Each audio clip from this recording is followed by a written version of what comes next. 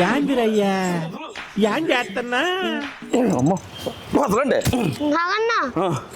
మీరు ఆత్మకథ సినిమాలు వచ్చేస్తారు కదా, అదే నా కర్మ, అది చేయటమే నా కర్మ పట్టింది. అది చేయటమే నా కర్మ పట్టింది. ఎందుకు అలా అనుకుంటున్నారు? అనుకోవడం ఏంటి, ఆత్మకథ చేశాను కదా, ఆ ఆత్మలన్నీ అవి అంతా చుట్టుకుని నన్ను పీడిస్తున్నాయి. వాడు మళ్ళీ వచ్చాడా? ఆత్మలు వాడిని తగులుకున్నాయి. ఏం చేద్దామంటావు మరి? మనం వెళ్ళిపోదాం పదా. సార్ ఏంటి సార్ అది? మనం వెళ్ళిపోదాం పదా. ఏదైనా పరిష్కారం పరిపోయింది రా, వెళ్ళిపోతారేంటిరా, నన్ను చంపేస్తున్నాయి ఈ ఆత్మలో.